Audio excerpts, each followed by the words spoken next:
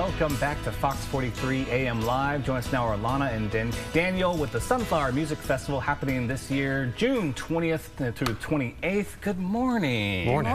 Very excited for the 38th annual Sunflower Music Festival. How does it feel to have the concert series kind of continue for almost 4 decades? Well, it's something we're very proud of.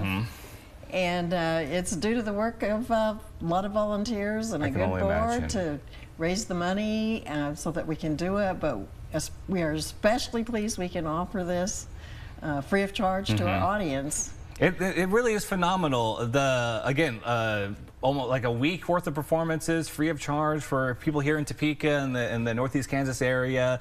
I was reading a little bit the background of the concert starting in 1987, and it was like White Concert Hall was kind of considered one of the favorite concert halls for musicians. I hope that's still going on then, the fact that they're coming back all these years. The musicians that come to play in the festival, many of them have come year after year, and that is a comment we frequently hear, is that this is one of the best concert halls that we play in.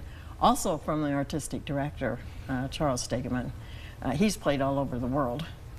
And he says it's one of the best. I love that. And so, what, in your guys' opinion, what do you think sets the Sunflower Music Festival come apart from other concert series?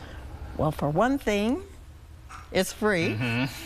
Another thing, our artists are from all over the United States and sometimes from foreign countries.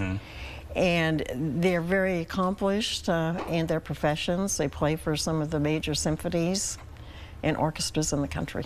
That's wonderful. Yeah, I think it's definitely going to be a concert to see, to listen to for coming up next week. And it's a big stretch of days. What's all happening? I know we're all thinking kind of classical music, but it's not just classical music. Correct. We have a night of jazz on the 23rd, and that's been incorporated in our series for a number of years.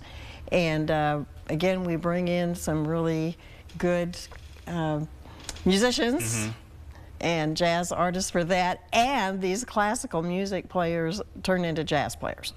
Oh. And participate in jazz night, which is a lot of fun. That does sound like they must really enjoy that, kind of stretch their musical muscles a little bit. Right.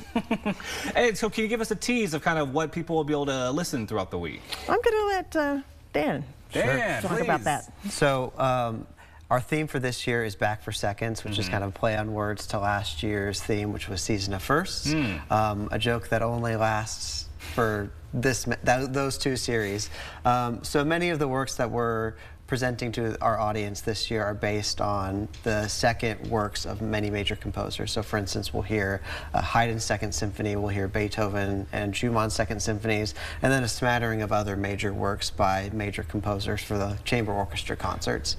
And for our chamber ensemble concerts, which is much smaller groups that perform individual pieces, it'll be a wide array of those composers as well as more prominent contemporary composers or composers that maybe fit between that gap of what we consider classical and modern.